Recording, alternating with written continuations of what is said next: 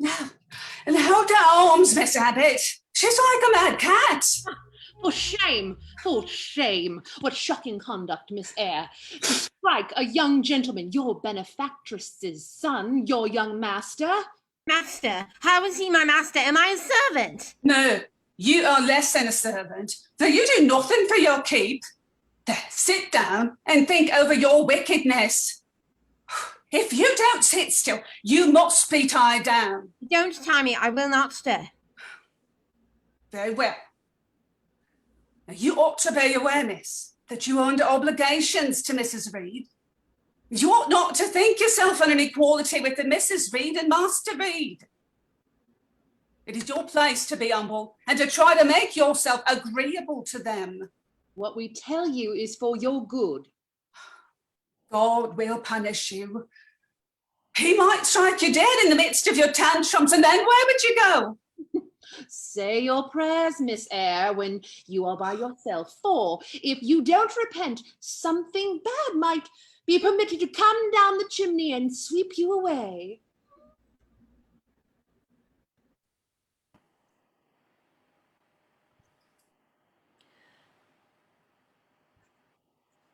And so I was again confined to the Red Room. The Red Room was a square chamber, very seldom slept in. It was in this chamber my Uncle Reed breathed his last. Here he lay in state. Hence his coffin was borne by the undertaker's men. Especially with me at that moment. Why was I always suffering, always accused, forever condemned? Why could I never please? Why? My head still ached and bled with the most current blow and fall my cousin John had delivered. Yet once more, no one had reproved John for wantonly striking me. Daylight began to forsake the Red Room. I had the rain still beating continuously on the staircase window, and the wind howling in the grove behind the hall. I grew, by degrees, cold as stone. And then my courage sank. I began to recall what I had heard of dead men, troubled in their graves, revisiting the earth. I wiped my tears and hushed my sobs, fearful lest any sign of violent grief might waken a preternatural voice. A sound filled my ears, which I deemed the rushing of wings. Something seemed near me. I rushed to the door and shook the lock in desperate effort. Take me out! Let me go into the nursery! Miss Eyre, are you ill? Are you hurt? Have you seen something? I saw light and I thought a ghost would come. She screamed out on purpose. She only wanted to bring us all here. I know her naughty tricks. What's all this? Abbott and Bessie? I believe I gave orders that Jane Eyre should be left in the Red Room till I came to her myself. Oh, Aunt, have pity. Forgive me, I cannot endure it. Let me be punished some other way. I shall be killed. Silence! This silence is almost repulsive. You cannot succeed in getting out by these means. You will now stay here an hour longer, and it is only on condition of perfect submission and stillness that I shall liberate you then. Do not put me back. Have mercy. Have mercy, Henry. No! No!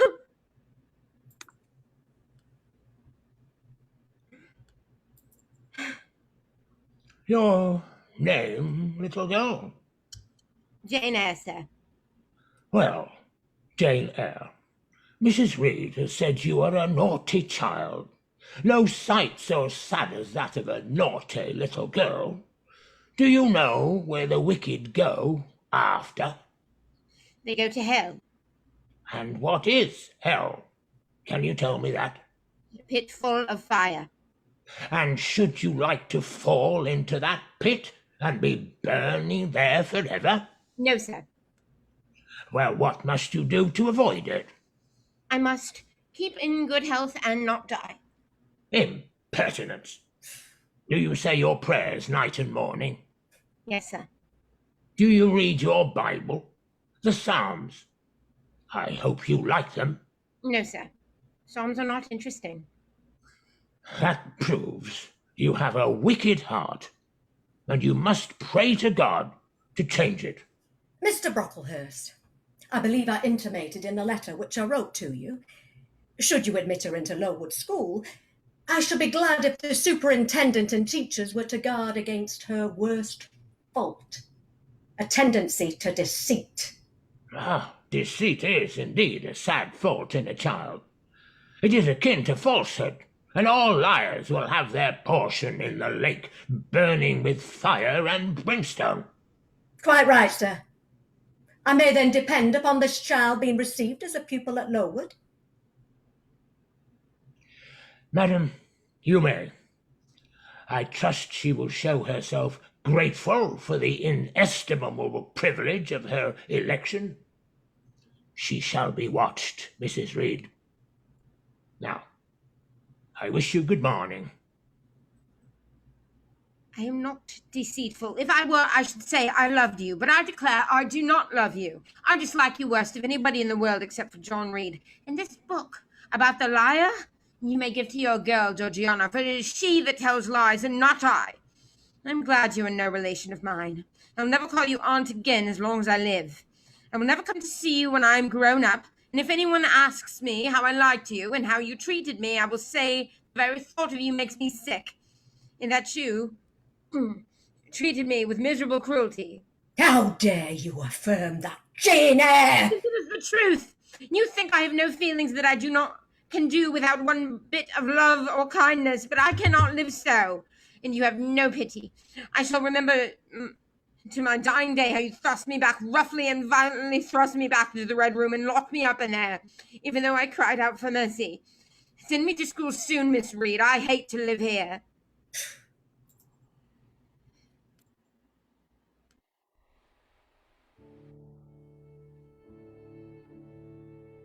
I remained an inmate of Lowood's walls for 8 years, during which the typhus fever fulfilled a mission of devastation.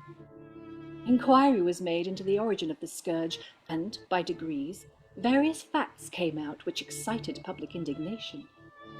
The unhealthy nature of the site, the quantity and quality of the children's food, the brackish fetid water used in its preparation, the pupils' wretched clothing and accommodations. All these things were discovered, and the discovery produced a result mortifying to Mr. Brocklehurst, but beneficial to the institution. Improvements in diet and clothing were introduced. The funds of the school were entrusted to the management of a committee of gentlemen who knew how to combine reason with strictness, comfort with economy, compassion with uprightness.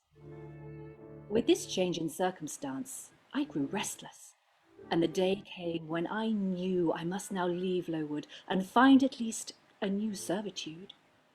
I soon posted an advertisement offering my services as governess. When a response came, I examined the document long. If J.E., who advertised in the Herald of last Thursday, possesses the acquirements mentioned, and if she is in a position to give satisfactory references as to character and competency, a situation can be offered her where there is but one pupil, a little girl, under 10 years of age, and where the salary is £30 per annum. J.E. is requested to send references, name, address, and all particulars to the direction Mrs. Fairfax, Thornfield. This circumstance was satisfactory. I could not now repose an instant. I was too much excited. The phase of my life was closing tonight, a new one opening tomorrow. Impossible to slumber in the interval. Day finally came when I mounted the vehicle which was to bear me to new duties and a new life.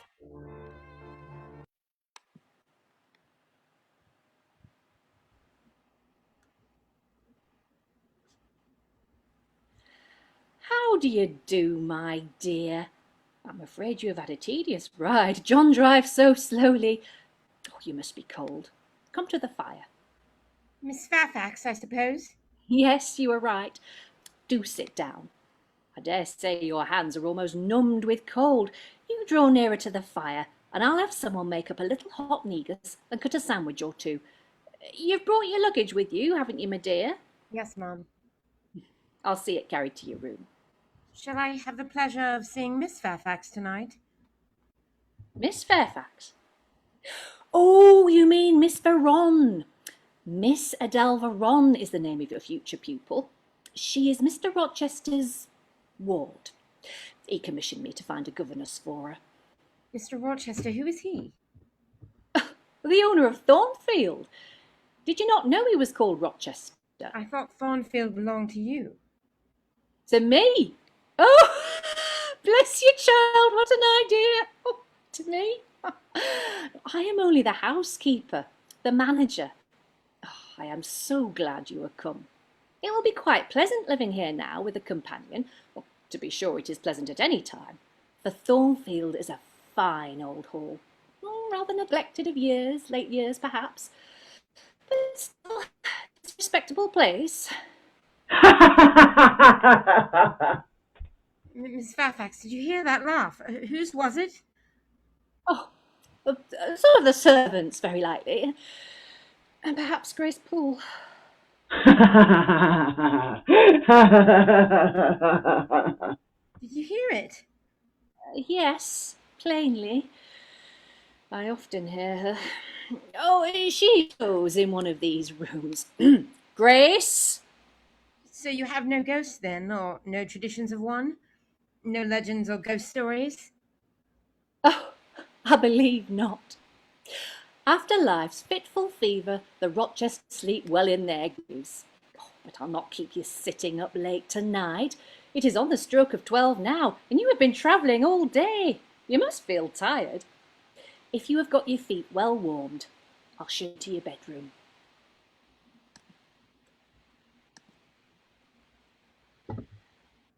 And so, my tutelage of little Adele began. October, November, December passed away with no sign of Mr. Rochester. One afternoon in January, I put on my bonnet and cloak to carry a letter to Hay. The 2 miles would be a pleasant winter afternoon walk. The lane inclined uphill, and having reached the middle, I sat down on a stile which led thence into a field. Gathering my mantle about me, and sheltering my hands in my muff, I did not feel the cold, though it froze keenly, as was attested by a sheet of ice covering the causeway. While seated, I heard the sound of hoof-beats. The windings of the lane yet hid it, but the horse and rider approached. He passed, and I went on a few steps, when a sliding sound and a clattering tumble arrested my attention. Man and horse were down. They had slipped on the sheet of ice which glazed the causeway. I hurried to aid the traveller, who by this time was struggling himself free of his steed. Oh, what the deuce is to do now? Are you injured, sir? If you're hurt and want help, sir, I can fetch someone either from Thornfield or from Hay. Thank you, I shall do. I have no broken bones, only a sprain. I cannot think of leaving you, sir, at this so late an hour, in this solitary lane, till I see you are fit to mount your horse.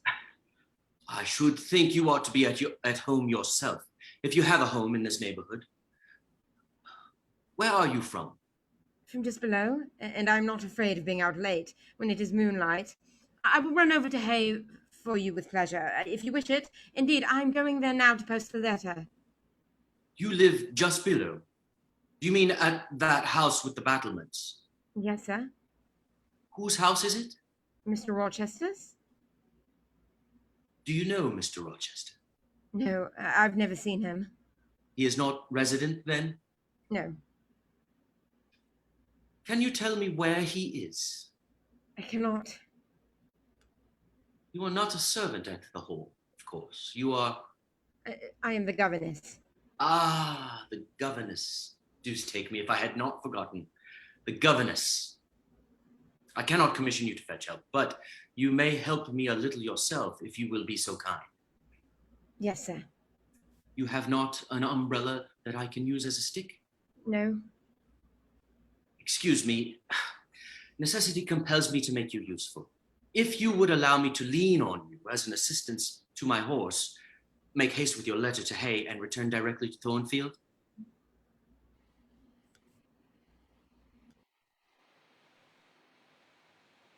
I had allowed the liberty, and he leaned on my shoulder as he limped to and mounted his horse, then bounded away.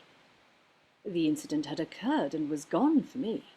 It was an incident of no moment, no romance, no interest in a sense.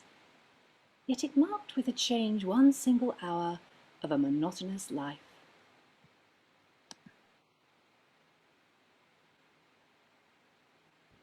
Oh, Miss Eyre, it is good that you have at last returned. The master, Mr. Rochester, he has just arrived. John is gone for a surgeon. The master has had an accident. His horse fell, and the master's ankle is sprained. Mr. Rochester, and did the horse fall in Hay Lane? Yes, coming downhill, it slipped on some ice. I'm certain the surgeon will order the master to take to his bed early tonight and not attend estate business until tomorrow. You need not prepare to be called to him before then.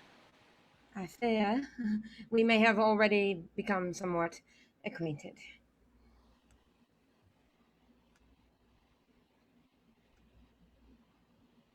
Mr. Rochester did indeed, by the surgeon's orders, retire early that night, and did not rise soon the next morning. It was not until that evening that I was called to take tea with him.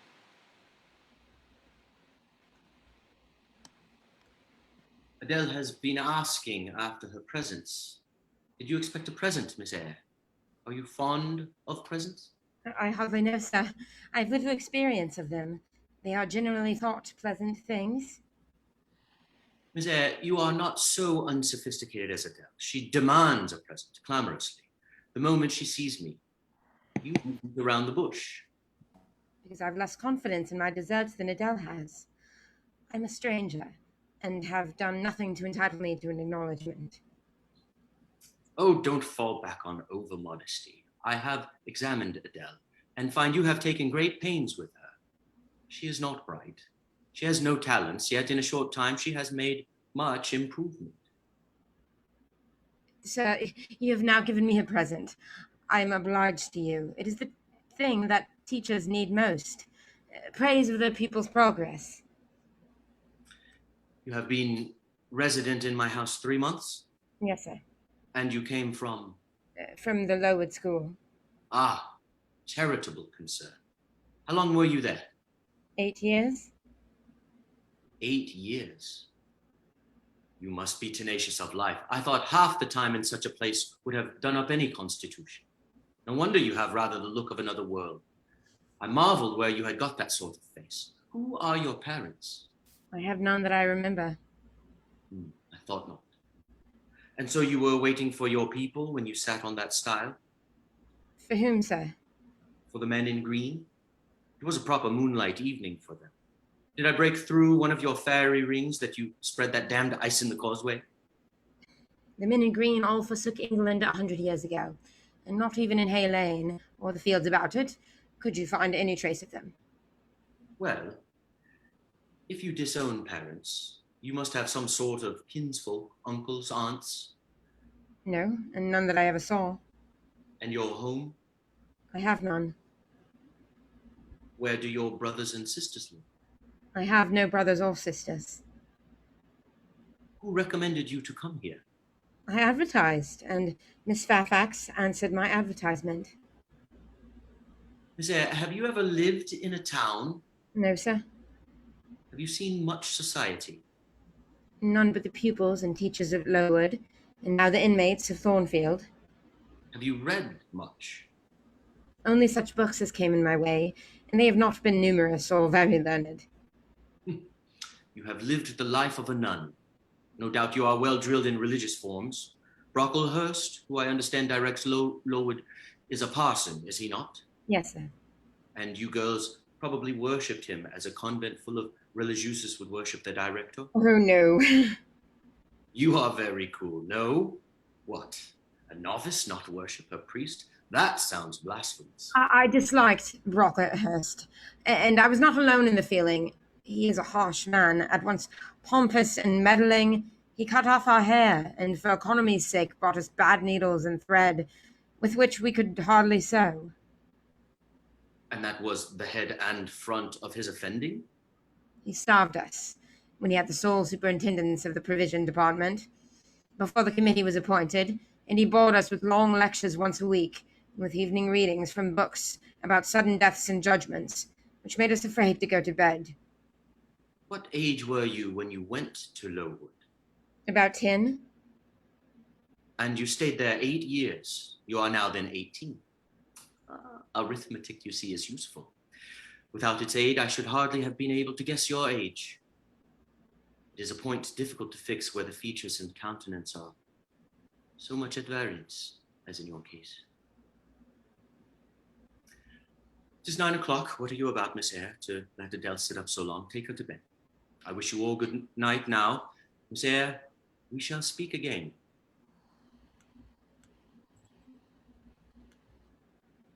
For several subsequent days, Adele and I were seldom sent for, and all my acquaintance with him was confined to an occasional rencontre in the hall. When we were summoned, I would much rather have remained somewhat in the shade, but Mr. Rochester would call me closer to the fire. Is Miss Eyre there? Ah, well, come forward. Be seated here. I am not fond of the prattle of children and have forbidden Adele to talk to me about her presence. I have performed the part of a good host by putting Adele and Mrs. Fairfax into the way of amusing each other, and I ought to be at liberty to attend my own pleasure. Miss Eyre, draw your chair still a little farther forward. You are yet too far back. I cannot see without disturbing my position in this comfortable chair, which I have no mind to do. You examine me, Miss Eyre. Do you think me handsome? No, sir. Ha! By my word, there is something singular about you. You have the air of a little nun, quaint, quiet, grave, and simple, yet you rap out a round rejoinder which, if not blunt, is at least brusque. What do you mean by it? Sir, I was too plain. I beg your pardon. I ought to have replied that tastes mostly differ, and that beauty is of little consequence. You ought to have replied no such thing. Beauty of little consequence indeed. And so, under pretense of softening the previous outrage, you stick a sly penknife under my ear? Go on, what fault do you find with me, pray? I suppose I have all my limbs and all my features like any other man. Mr. Rochester, allow me to disown my first answer. I attended no pointed repartee. It was only a blunder. You look very much puzzled, Miss Eyre. And though you are not pretty any more than I am handsome, yet a puzzled air becomes you. I am disposed to be gregarious and communicative tonight, and that is why I sent for you. The fire and the chandelier were not sufficient company for me. Speak to me. What about, sir? I put my request in an absurd, almost insolent form. Miss Eyre, I beg your pardon. The fact is, once for all, I don't wish to treat you like an inferior. I desire you to have the goodness to talk to me a little now and divert my thoughts. I am willing to amuse you, if I can, sir. Quite willing. Ask me questions, and I'll do my best to answer them. Then, in the first place, do you agree with me that I have a right to be a little masterful, abrupt sometimes on the grounds that I am old enough to be your father? I do not think, sir, you have the right to command me, merely because you are older than I. Your claim to superiority depends on the use you have made for your time and experience. Leaving superiority out of the question, then, you must still agree to receive my orders now and then without being piqued or hurt by the tone of command, will you? The smile is very well, but speak, too. I was thinking, sir, that very few masters would trouble themselves to inquire whether or not their paid subordinates were piqued and hurt by their orders. Paid subordinates? What? You are my paid subordinate, are you? Oh, yes, I had forgotten the salary. On the ground that you did forget it, and that you care whether or not a dependent is comfortable in his dependency, I agree heartily. Most things freeborn will submit to anything for a salary. However, I mentally shake hands with you for your answer. Not 3 and 3,000 raw schoolgirl governesses would have answered me as you have just done. Where are you going? To put Adele to bed. It is past her bedtime. You are afraid of me because I talk like a sphinx? I'm certainly not afraid. I do feel apprehensive. I have no wish to talk nonsense. If you did, it would be in such a grave, quiet manner I should mistake it for sense. Do you never laugh, Miss Eyre? Don't trouble yourself to answer. I see you laugh rarely, but you can laugh very merrily. The lowered constraint still clings to you somewhat, but in time I think you will learn to be natural with me, as I find it impossible to be conventional with you. And then your looks and movements will have more vivacity and variety than they dare offer now. I see at intervals the glance of a curious sort of bird through the close-set bars of a cage. A vivid, restless, resolute captive is there. Were it but free, it would soar cloud high. You are still bent on going. Adele is not ready to go to bed yet. It has struck 9, sir. Very well, Miss Eyre. Good night.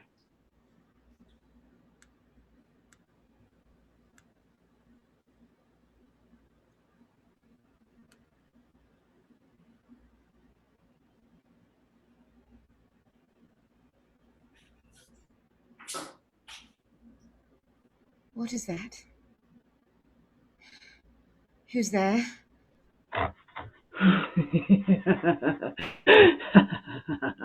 Who is that? Is it Grace Poole? Is she possessed with the devil? What is that?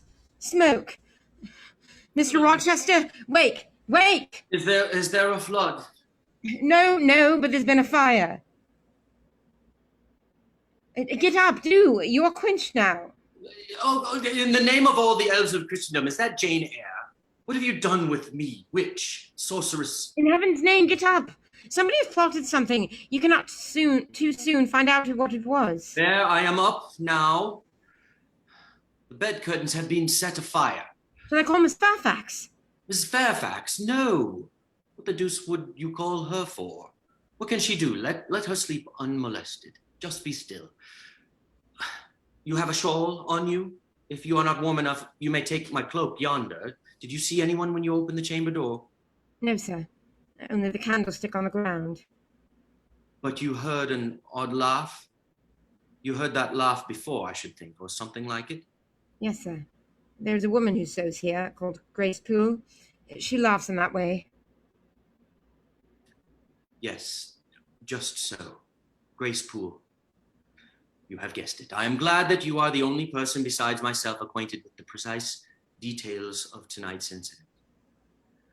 Say nothing about it. I will account for this state of affairs. And now, return to your room. I shall do very well on the sofa in the library for the rest of the night. Good night, then, sir. What, are you quitting me already? You said I might go, sir. But not without taking leave. Not without a word or two of acknowledgement and goodwill. Not, in short, in that brief, dry fashion. Why, you have saved my life, snatched me from a horrible and excruciating death, and you walk past me as if we were mutual strangers? At least shake my hands.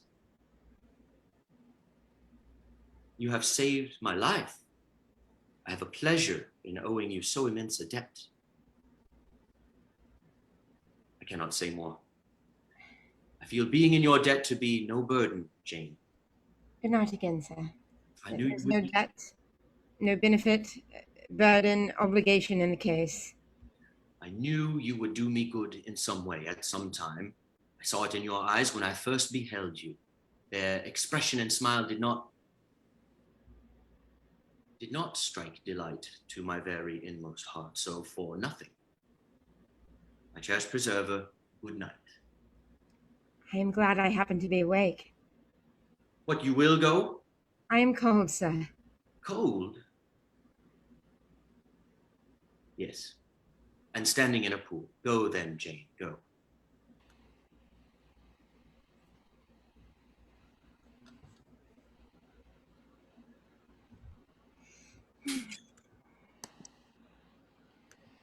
Oh, you must want your tea. You ate so little at dinner. Yeah, I'm afraid you are not well today. You look flushed and feverish. Oh, quite well. I've never been better. Then you must prove it by evincing a good appetite. It is fair tonight, though not starlight. Mr. Rochester has, on the whole, had a favourable day for his journey. Journey? Is Mr. Rochester gone anywhere? I did not know he was out. I have not heard Mr. Rochester's voice or step in the house today, but surely I should see him before night. Oh, he set off for the Lees the moment he had breakfasted. I believe there is quite a party assembled there. Lord Ingram, Sir George Lynn, Colonel Dent, and others. Do you expect him back tonight? No, nor tomorrow either. I should think he is very likely to stay a week or more. When these fine, fashionable people get together, they are so well provided with all that can please and entertain, they are in no hurry to separate. Gentlemen especially are often in request on such occasions. And Mr. Rochester is so talented and so lively in society that I believe he is a general favourite. The ladies are very fond of him. You would not think his appearance calculated to recommend him particularly in their eyes. But I suppose his acquirements and abilities, perhaps his wealth and good blood, make amends for any little fault of look. There are ladies at the Lees. Oh, indeed. There are the Honourable Blanche and Mary Ingram, most beautiful women. They came here to a Christmas ball and party Mr. Rochester gave. I should think there were 50 ladies and gentlemen present, all of the first county families, and Miss Blanche Ingram was considered the belle of the evening. You saw her, you say? Miss Fairfax? What was she like? Yes, I saw her. I never saw a more splendid scene. The ladies were magnificently dressed. Most of them, at least most of the younger ones, looked handsome. But Miss Ingram was certainly the queen. She was greatly admired, of course. Yes, indeed. And not only for her beauty, but for her accomplishments. She was one of the ladies who sang.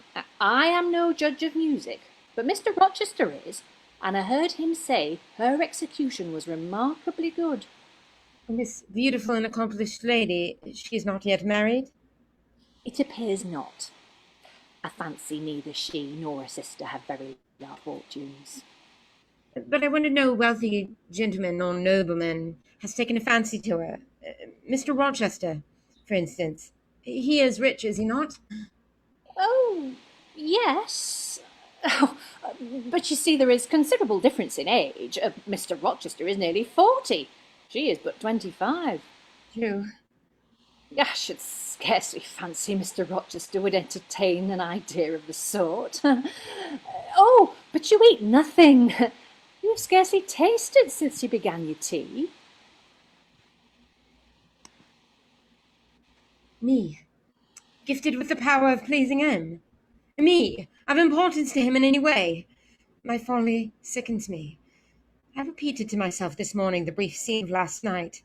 He said something in praise of my eyes, did he? Blind puppy! It does no good to me to be flattered by my superior, and it is madness to let the secret love, unreturned and unknown, kindle within me. I will place a glass before me, and draw in chalk my own picture, faithfully without softening one defect, and write under it, Portrait of a governess, disconnected, poor, plain, and plain.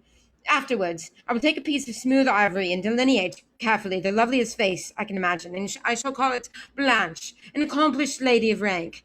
Whenever, in future, I should chance to fancy Mr. Rochester thinks well of me, I shall take out these two pictures, compare them, and say, Mr. Rochester might probably win that noble lady's love if he should strive for it. Is it likely he should waste his time on me, an indigent and insignificant plebeian?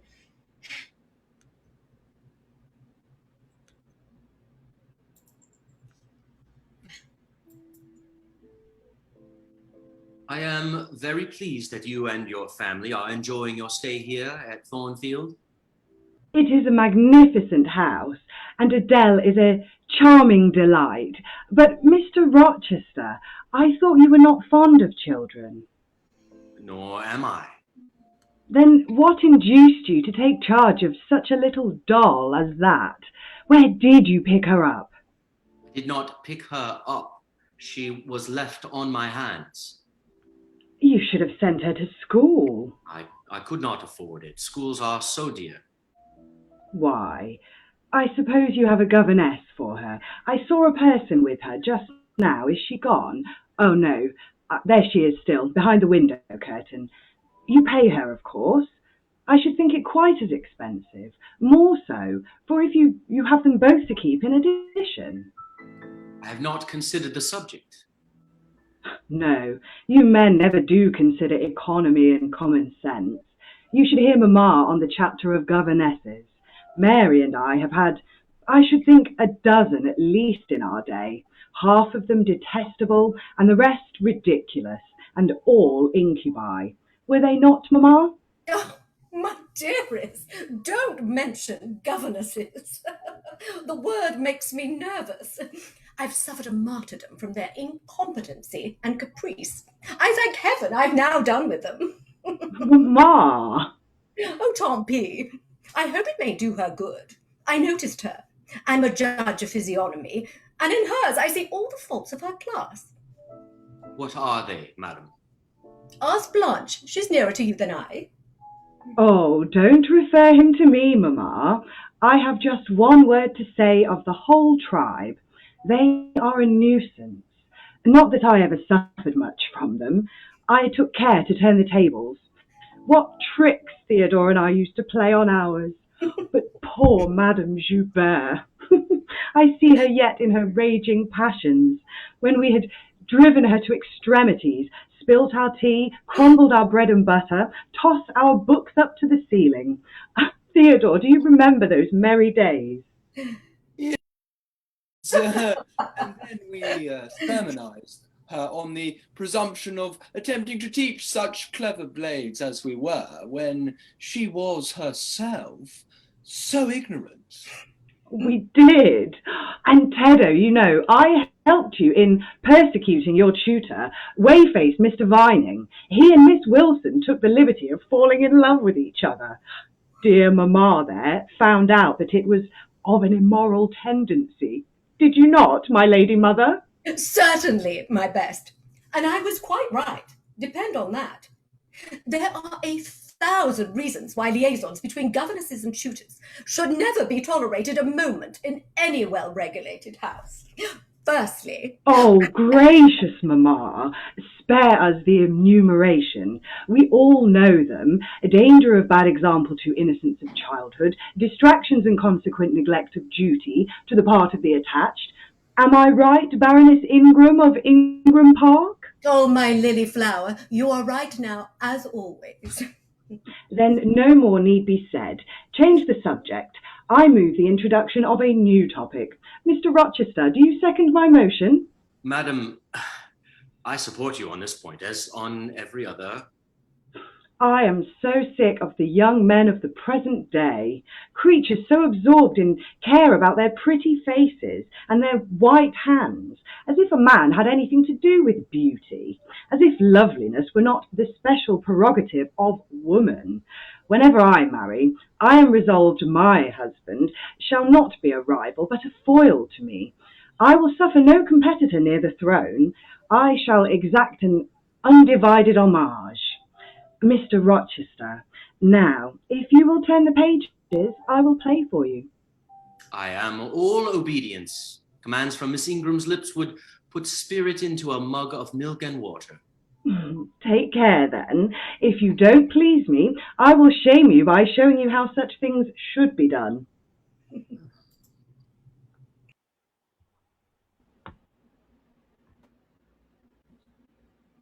You are leaving the gathering?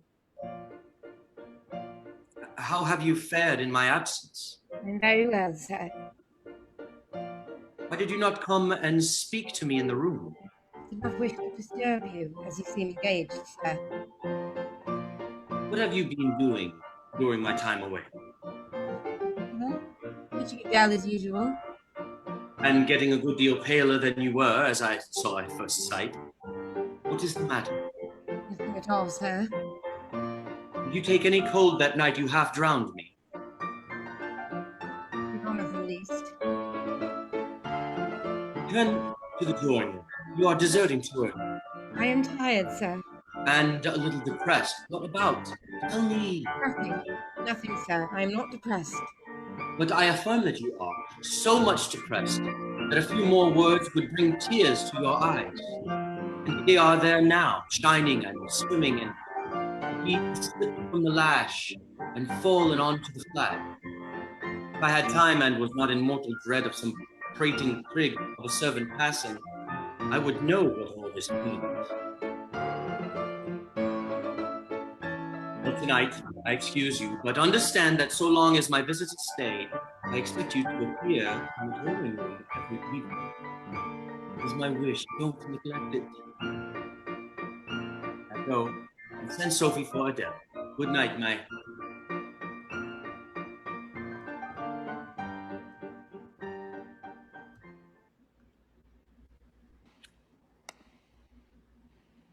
Mr. Rochester, and, because of being closely connected with him, Miss Ingram, were the life and soul of the party.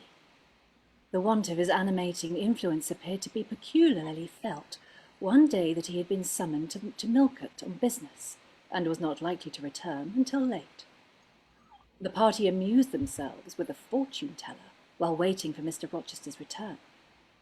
I noted that Miss Ingram seemed quiet and distracted after hearing her future told. So when Mrs. Fairfax whispered that the fortune-teller wished to see me also, I took the opportunity to ease my curiosity. Well, and do you want your fortune told? I do not care about it, Mother.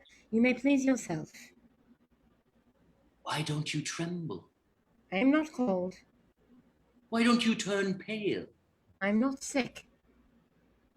Why don't you consult my art? I am not silly. If you wish me to speak more plainly, show me your palm. To be sure, it is too fine. I can make nothing of such a hand as that. Almost without lines. Besides, what is in a palm? Destiny is not written there. It is in the face, on the forehead, about the eyes, in the lines of the mouth. Kneel and lift up your head. Now you are coming to reality. I shall begin to put some faith in you presently. I wonder with what feelings you came to me tonight. I wonder what thoughts are busy in your heart during all the hours you sit in yonder room with all the fine people. I feel tired often, but seldom sad. Have you no present interest in any of the company who occupy the sofas and chairs before you? Is there not one face to study? One figure whose movements you follow with at least curiosity? I like to observe all faces and all figures. But do you never single one from the rest? Or it may be two. I do, frequently. When the gestures or looks of a pair seem telling of a tale, it amuses me to watch them. Eagerness of a listener, yes.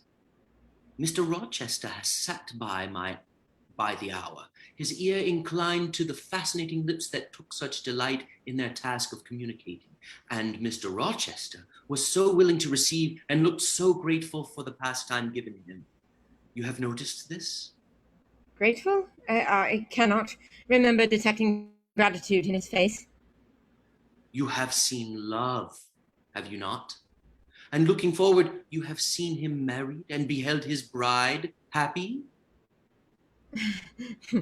Not exactly. Your witch's skill is rather at fault sometimes. What the devil have you seen then? Never mind. I came here to inquire, not to confess. Is it known that Mr. Rochester is to be married? Yes, and to the beautiful Miss Ingram. Appearances would warrant that conclusion. He must love such a handsome noble, and probably she loves him, or if not his person, at least his purse. I know she considers the Rochester estate eligible to the last degree, though I told her something on that point about an hour ago which made her look wondrous grave. But, Mother, I did not come here to hear Mr. Rochester's fortune. I came to hear my own, and you have told me nothing of it. Your fortune is yet doubtful. The flame flickers in the eye. The eyes shine like dew. It looks soft and full of feeling. It smiles at my jargon. As to the mouth, it delights at times in laughter. It is a mouth which should speak much and smile often. I have formed my plans, right plans, I deem them. My harvest must be in smiles, in endearments, in sweet. That will do. I think I rave in a kind of exquisite delirium. I should wish now to protract this moment ad infinitum, but I dare not. So far, I have governed myself thoroughly. I have acted as I inwardly swore I would act, but further might try me beyond my strength. Rise, Miss Eyre. Leave me, the play is played out. Well, Jane, do you know me? Now, sir, what a strange idea. But well carried out, eh? Don't you think so? You did not act the character of the gypsy with me.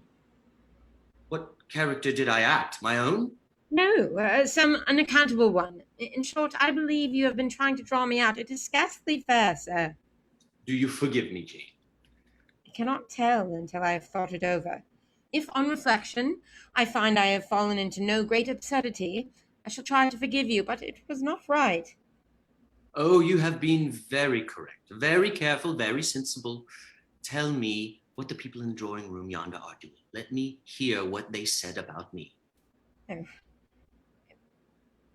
You are aware, sir, that a stranger has arrived here since you left this morning? He said he had known you long, and that he could take the liberty of installing himself here until you returned. The devil he did. Did he give his name? His name is Mason, sir, and he comes from the West Indies. Mason, the West Indies. Mason, the West Indies. Jane, I've got a blow. I've got a blow, Jane. Oh, lean on me, sir. My little friend, I wish I were on a quiet island with only you. And trouble and danger and hideous recollections removed from me. Can I help you, sir? I'd give my life to serve you. Jane, if aid is wanted, I'll seek it at your hands. I promise you that. If all these people came in a body and spat at me, what would you do, Jane? Turn them out of the room, sir, if I could. Could dare censure for my sake? Go back now into the room, whisper in Mason's ear that Mr. Rochester is come and wishes to see him. Show him in here, and then leave me. Yes, sir. This way, Mason. I'll show you to your room.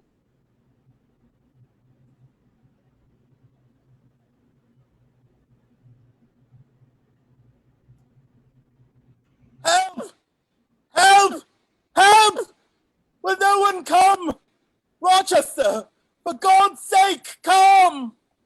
Oh, it's a light. Who is it? Is it fire? What happened? Oh, they're Hello. What is it? Where shall we Fire. What is it? Be composed. Be composed, all of you. A servant has had the nightmare, that is all. She's an excitable, nervous person. I must see you all back into your rooms, for till the house is settled, she cannot be looked after. Am I wanted? I want you. Come this way. Take your time and make no noise. Have you a sponge in your room? Any salts, volatile salts? Yes. Bring them. You don't turn sick at the sight of blood. Give me your hand. It will not do to risk a fainting fit. Is there immediate danger? No. A mere scratch. Don't be so overcome, man. Bear up. Jane, sponge the blood as I do when it returns. If he feels faint, you will put the glass of water on that stand to his lips and your salts to his nose. She's done for me, I fear. Not a whit. Courage. You've lost a little blood, that's all. She bit me. She worried me like a tigress when you got the knife from her. It was frightful. And I did not expect it. She looked so quiet at first. You thought. Yes, it makes me impatient to hear you. But, however, you have suffered and are likely to suffer enough for not taking my advice. So I'll say no more. She sucked the blood. She said she'd drain my heart. I wish I could forget it. You will when you are out of the country. You may then think of her as dead and buried, or rather, you need not think of her at all. Jane, is anybody stirring below? No, sir, all is still. Now, Richard, I will help you to your carriage, and you will leave. Let her be taken care of. Let her be treated as tenderly as may be. Let her... I do my best, and have done it, and will do it. Yet would to God there was an end of all this. Is the danger you apprehended last night now gone, sir? I cannot vouch for that till Mason is out of England, nor even then. To live, for me, Jane, is to stand on a crater crust which may crack and spew fire any day. But Mr. Mason seems a man easily led. No, no. Mr. Mason will not defy me, nor knowing it will he hurt me, but unintentionally, he might, in a moment, by one careless word, deprive me, if not of life, yet forever of happiness. If you have no more to fear from Mr. Mason than you have from me, sir, you are very safe. Jane, you are quite pale for your vigils. Don't you curse me for disturbing your rest? Curse you, sir? No. Shake hands in confirmation of the word. With cold fingers. They were warmer last night when I touched them at the door of the mysterious chamber. Return to your room. I shall inform my guest that Mason departed before sunrise.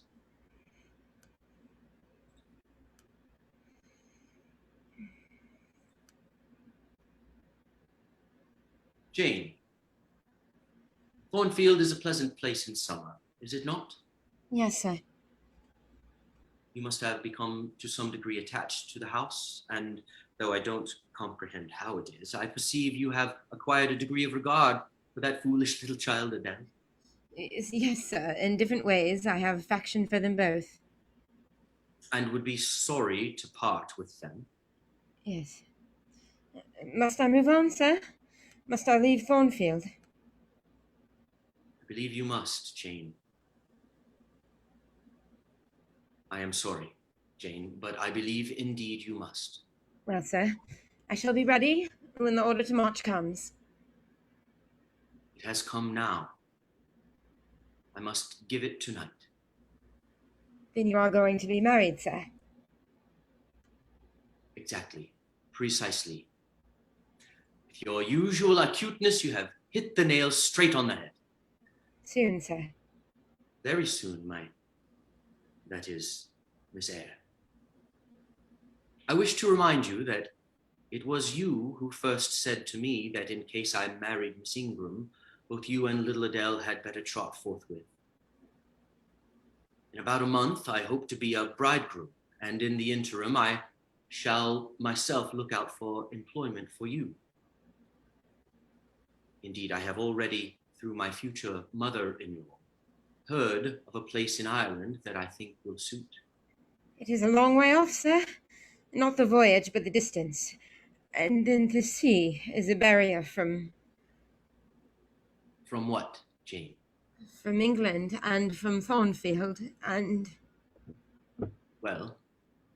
From you, sir. It is, to be sure.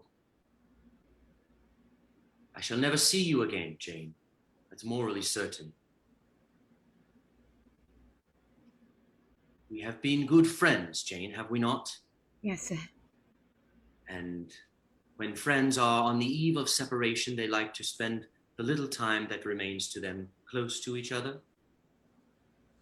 Come, we will sit here in peace tonight, but we should never more be destined to sit there together.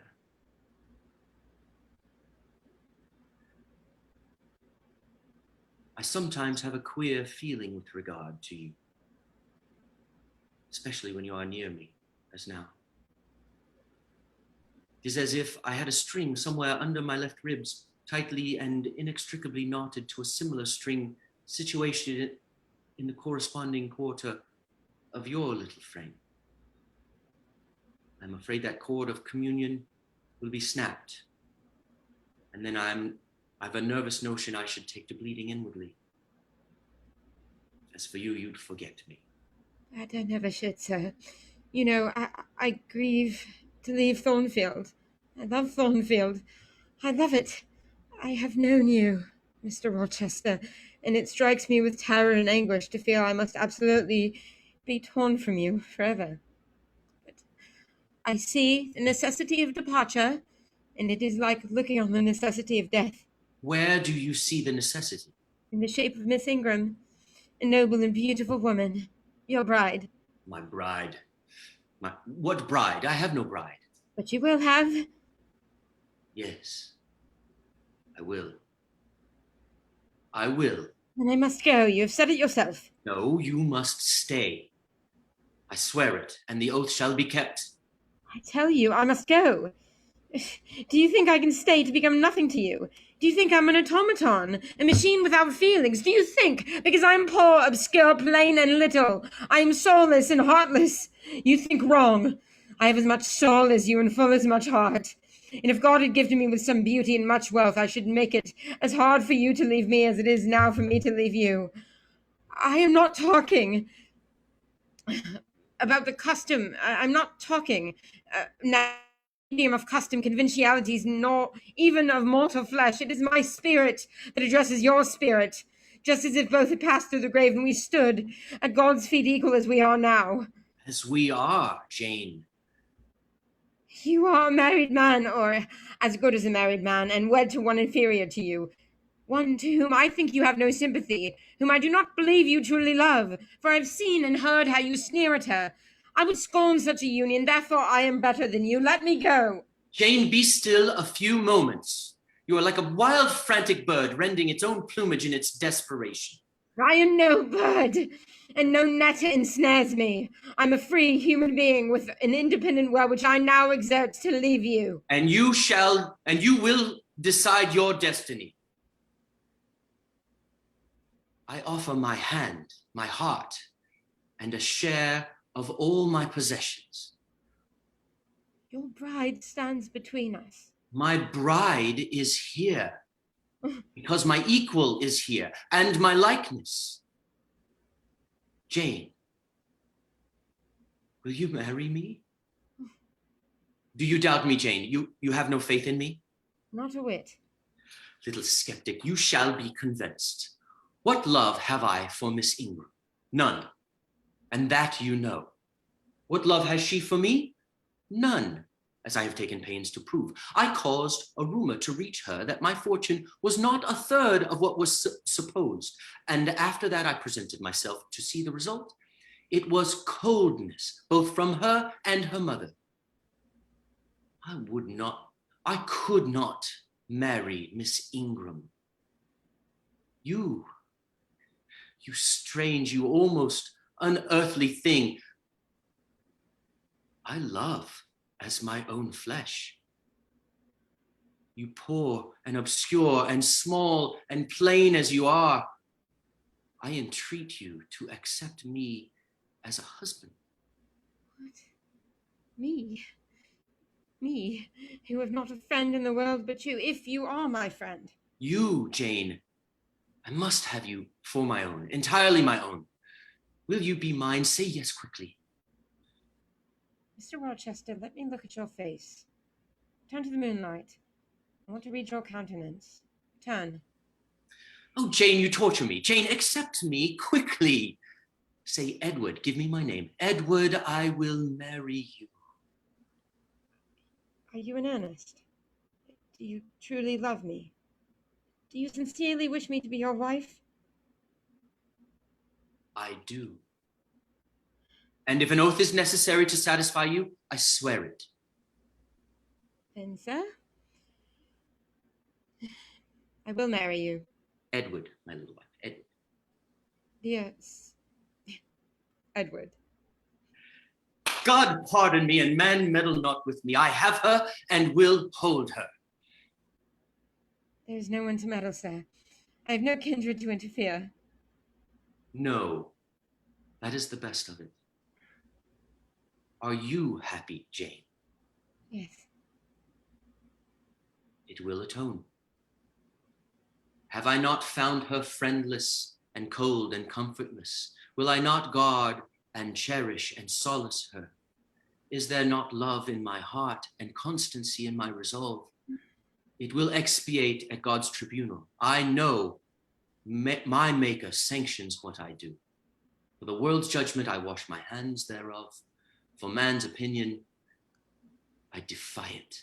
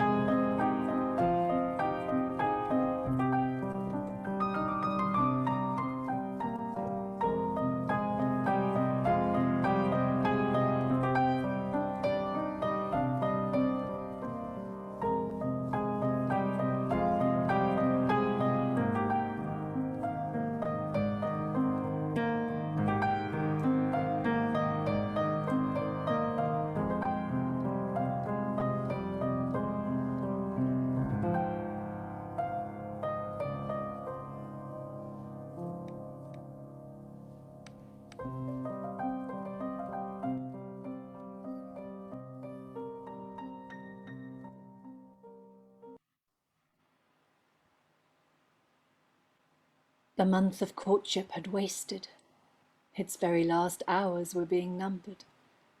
There was no putting off the day that advanced, the bridal day. I at least had nothing more to do. Mr. Rochester that night was absent from home. Eager for his return, I set out, hoping to meet him on the road. As before, I heard the tramp of hooves.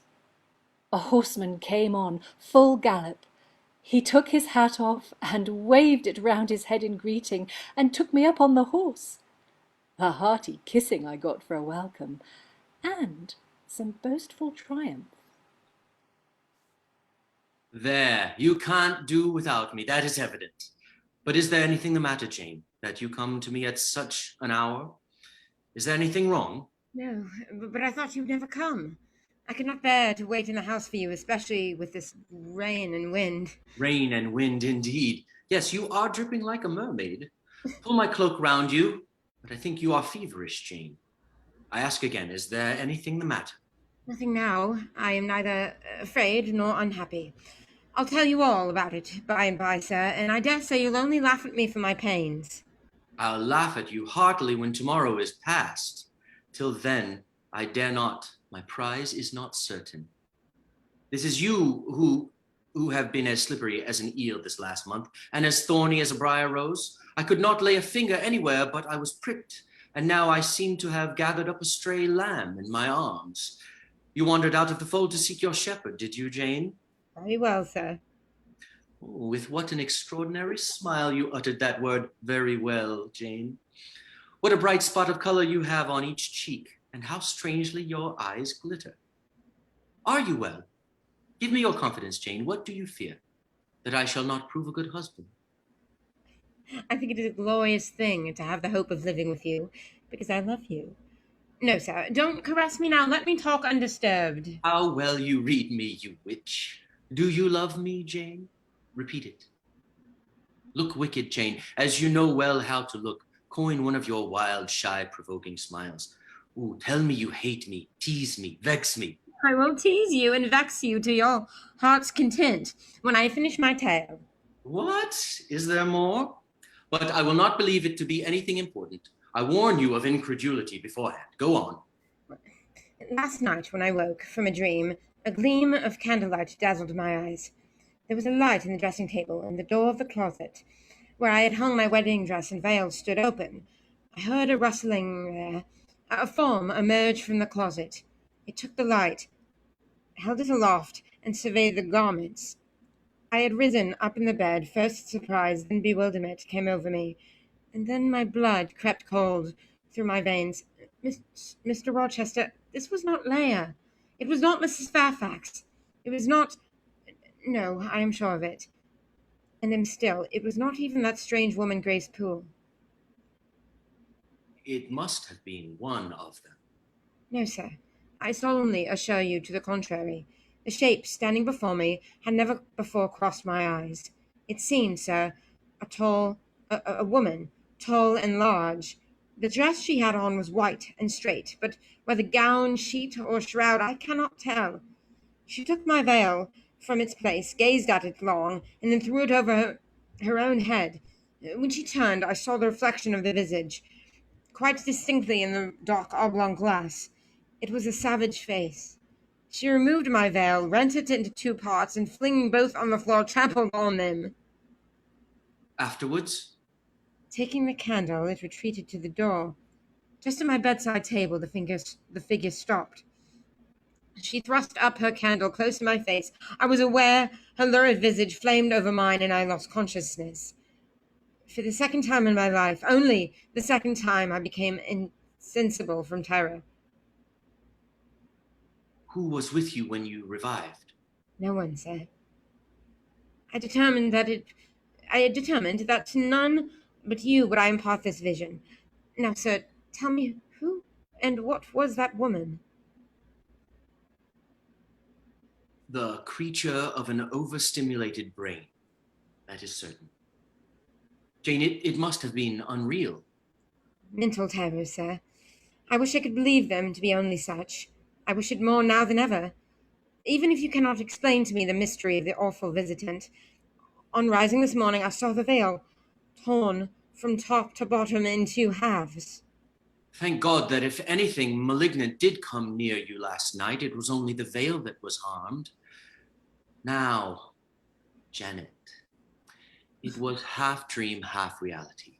A woman did, I doubt not, enter your room, and that woman must have been, Grace Poole. You call her a strange being yourself. Are you dissatisfied? Are you satisfied, Jane? Do you accept my solution of the mystery? Sophie sleeps in the nursery, and there is room enough in Adele's little bed for you. You must share it with her tonight. I would rather you did not sleep alone. I promise me to go to the nursery.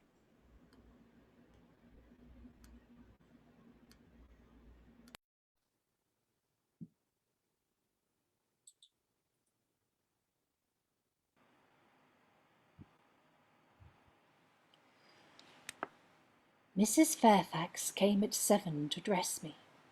She was very long indeed in accomplishing her task, so long that Mr. Rochester asked why I did not come. He took me into the dining room, surveyed me keenly all over, pronounced me fair as a lily, and not only the pride of his life, but the desire of his eyes. We walked hand in hand to the churchyard, where the priest and the clerk waited. Inside, all was still. 2 shadows only moved in a remote corner. Our place was taken at the communion rails, and the service began.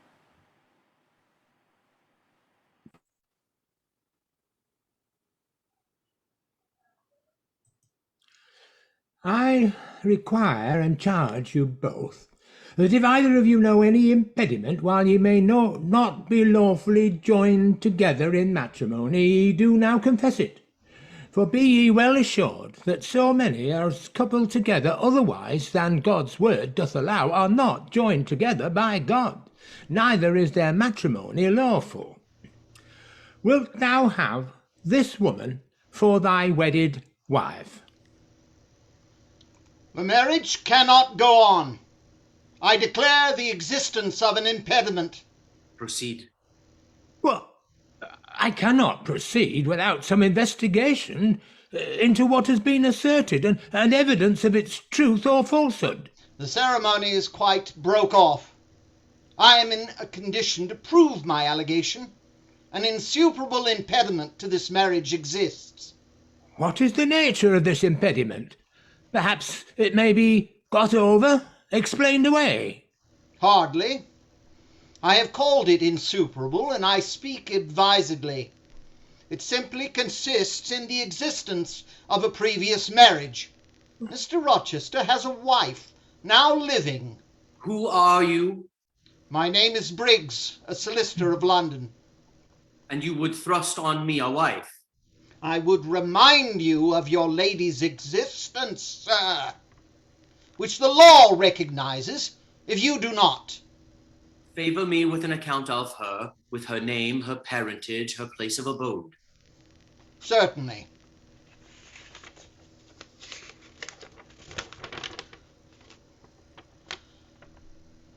I affirm and can prove that on the 20th of October, D. 1823, Edward Fairfax Rochester of Thornfield Hall and of Ferndean Manor, in England, was married to my sister, Bertha Antoinetta Mason, at Spanish Town, Jamaica. The record of the marriage will be found in the register of that church. A copy of it is now in my possession. Signed, Richard Mason. That, if a genuine document, may prove I have been married, but it does not prove that the woman mentioned therein as my wife is still living. She was living 3 months ago. I have a witness to the fact, whose testimony even you, sir, will scarcely controvert. Produce him or go to hell. I will produce him first. He is on the spot. Mr. Mason, have the goodness to step forward. Good God, what have you to say? The devil is in it if you cannot answer distinctly. I again demand, what have you to say? Sir, do not forget you're in a sacred place. Are you aware, sir, whether or not this gentleman's wife is still living? Courage! Speak out! She is now living at Thornfield Hall. I saw her there last April. I am her brother. Well, at Thornfield Hall? Impossible. I'm an old resident in this neighbourhood, sir, and I never heard of a Mrs. Rochester at Thornfield Hall. No, by God. I took care that none should hear of it. Wood, close your book and take off your surplice. There will be no wedding today. Bigamy is an ugly word. I meant, however, to be a bigamist. I'm little better than a devil at this moment. What this lawyer and his clients say is true. I have been married, and the woman to whom I was married lives. You say you never heard of a Mrs. Rochester at the house of yonder wood, but I dare say you have many a time inclined your ear to gossip about the mysterious lunatic kept there under watch and ward. I now inform you that she is my wife, whom I married 15 years ago. Bertha Mason by name, sister of this resolute personage. Bertha Mason is mad, and she came of a mad family, as I found out after I had wed the daughter, for they were silent on family secrets before. But I owe you no further explanation. I invite you all to come up to the house and visit Mrs. Poole's patient and my wife. You shall see what sort of a being I was cheated into espousing, and judge whether or not I had the right to break the compact, and seek sympathy with someone at least human. This girl knew no more than you would. She thought all was fair and legal, and never dreamt she was going to be entrapped into a feigned union with a defrauded wretch, already bound to a bad, mad, and embruted partner. Come, all of you, follow. You know this place, Mason. She bit and stabbed you here. Good morrow, Mrs. Poole. How are you, and how is your charge today? We're tolerable, sir. I thank you.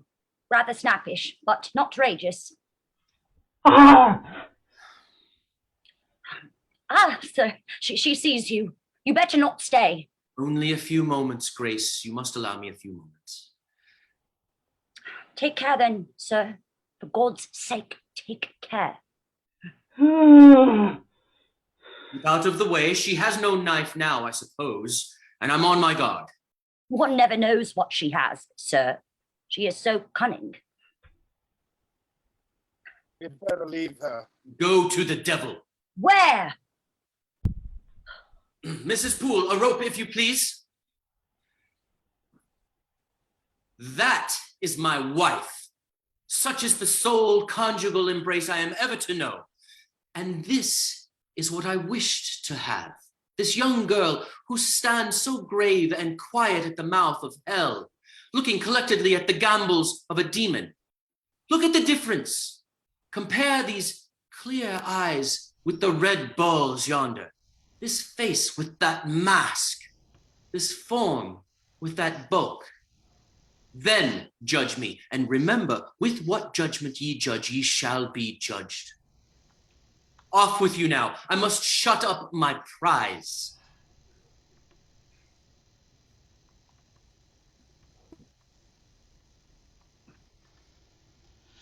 You, madam, are cleared from all blame. Have we anything else to stay for? No, no. Let us be gone.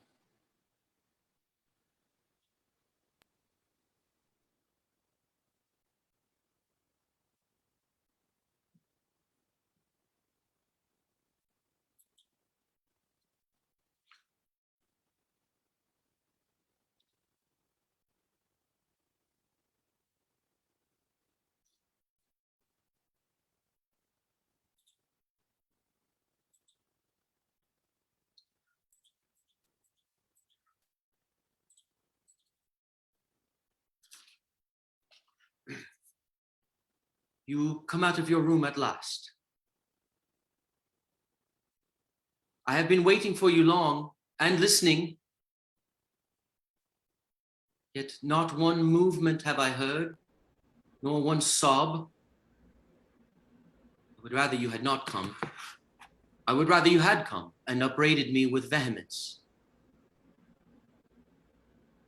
Jane, I never meant to wound you thus. Will you forgive me? You know I am a scoundrel, Jane. Yes, sir. Then tell me so roundly and sharply. Don't spare me. I cannot. I am tired and sick. You must regard me as a plotting profligate, a base and low rake who has been simulating disinterested love in order to draw you into a snare deliberately laid. Yes, sir. Then tell me so roundly and sharply. Don't spare me. I cannot, sir. At any rate, there is neither room nor claim for me, sir. All is changed around me, sir, and I must change too. There is no doubt of that, and to avoid fluctuations of feeling, Adele must have a new governess, sir. Oh, Adele will go to school. I have settled that already. Jane, you shall not stay here, nor will I. I was wrong ever to bring you to Thornfield Hall, knowing as I did how it was haunted. I shall shut it up. I'll nail up the front door and board the lower windows. I'll give Mrs. Poole $200 a year to live here with my wife, as you term that fearful hag. So you speak of her with hate, with vindictive antipathy. It is cruel. She cannot help being mad. It is not because she is mad I hate her. If you were mad, do you think I should hate you? Yes, sir. Then you are mistaken, and you know nothing about me, and nothing about the sort of love of which I am capable. Every atom of your flesh is as dear to me as my own. In pain and sickness, it would still be dear.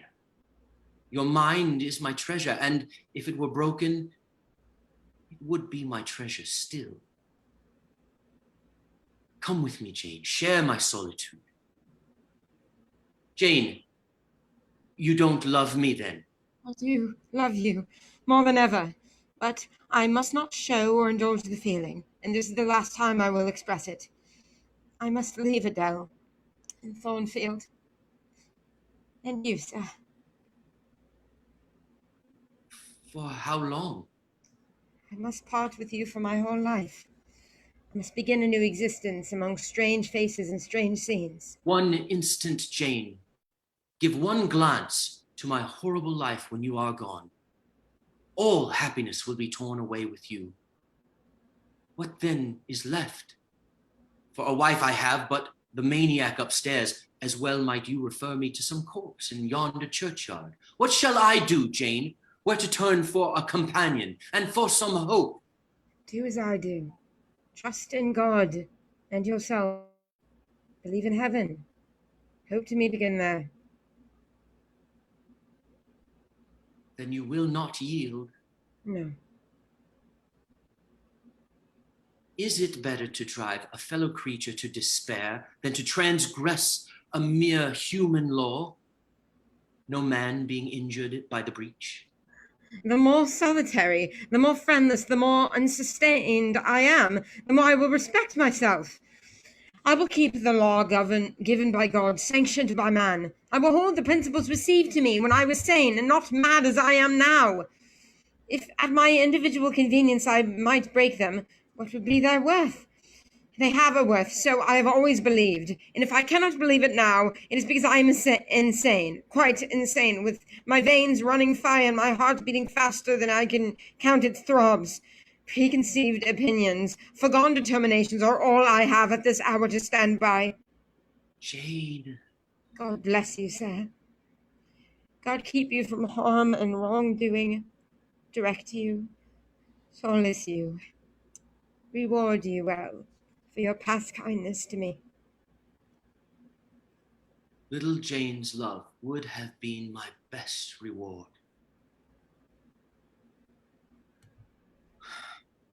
Go to your room then, Jane.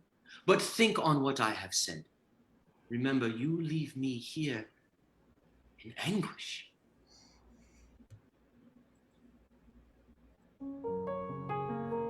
That night, I never thought to sleep. Slumber fell on me as soon as I lay down in bed.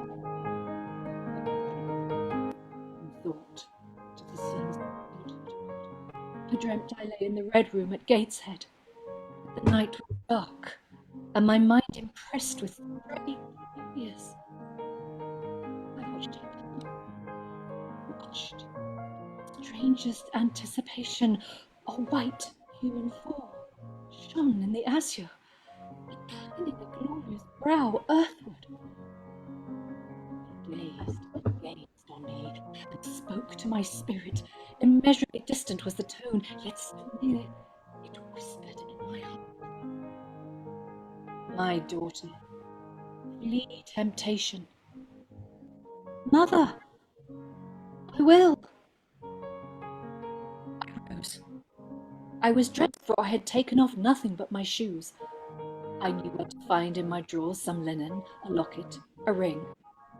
In seeking these articles, I encountered the beads of a pearl necklace, a gift that Mr. Rochester had insisted I accept. I left that. It was not mine.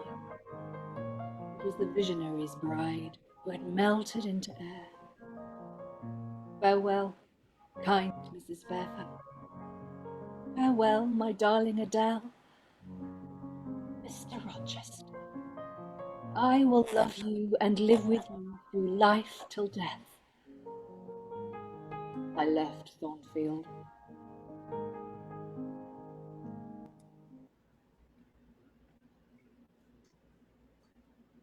St. John, who is it?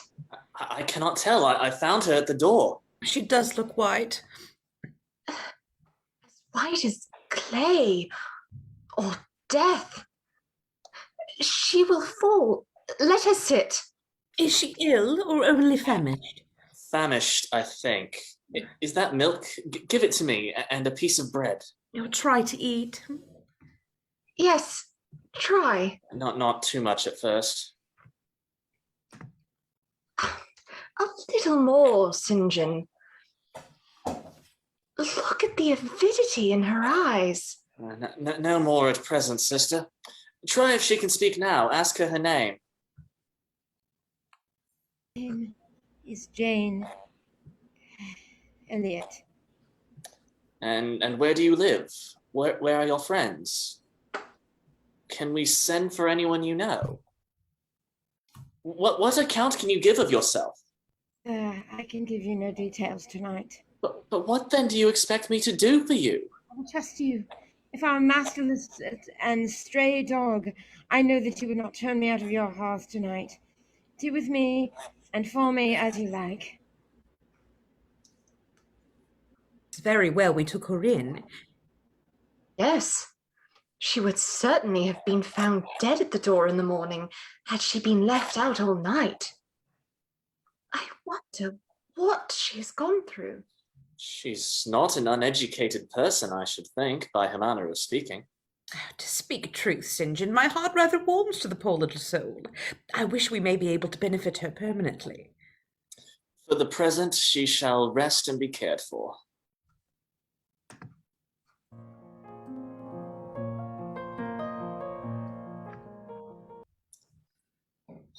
Miss Elliot, this fortnight's ministrations have improved you.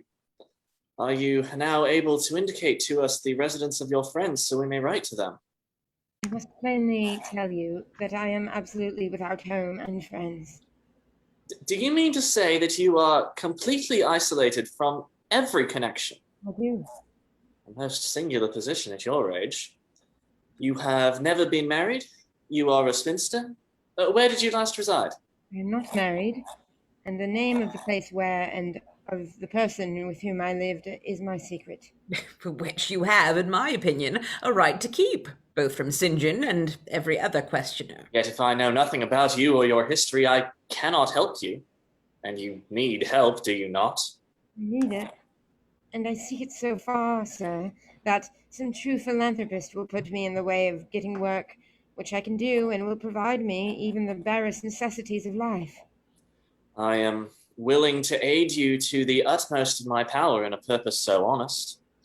First then, tell me what you've been accustomed to do and what you can do. I passed 6 years as a pupil and teacher at the Lowood Orphan Asylum. I left nearly a year since to become a private governess. This place I was obliged to leave 4 days before I came, and the reason for my departure I cannot and ought not to explain. There is no blame attached to me, miserable I am, and must be for a time. I observed but 2 points in planning my departure: speed and secrecy. To secure these, I had to leave behind everything I possessed. To this neighborhood, then, I came quite destitute. I slept 2 nights in the open air, but twice in that space did I taste food. And it was then, when brought by hunger, exhaustion, and despair almost to the last gasp, that you, Mr. Rivers, forbade me to perish of want at your door, and took me under your shelter of your roof. I know of all your kind sisters have done for me since, and I owe to their compassion as large a debt as to your evangelical charity. Make her talk any more now, St. John. She is evidently not yet fit for excitement. You said your name was Jane Elliot? I did say so, but it is not my real name. I fear discovery above all things. You're quite right, I'm sure. Now do, brother, let her be at peace a while. My sisters, you see, have a pleasure in keeping you as they would have a pleasure in keeping and cherishing a half-frozen bird. I feel more inclination to put you in the way of keeping yourself and shall endeavour to do so. She's already said she's willing to do anything honest she can do. And you know, St. John, she has no choice of helpers. She's forced to put up with crusty people as such as you. I will be a dressmaker. I will be a plain workwoman. I will be a servant, a nurse girl, if I can do no better. If such is your spirit, I promise to aid you in my own time and way.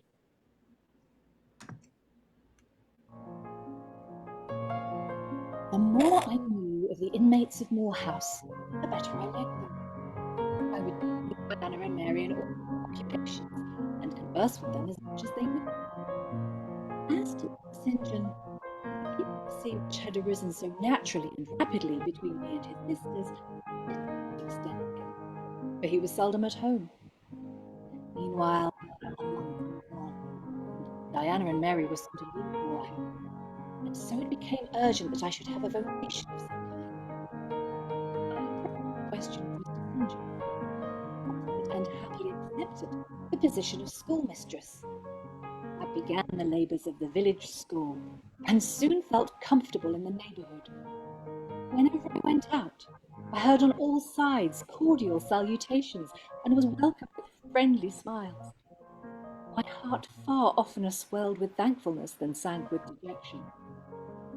Even so, too often I would rush into strange dreams at night.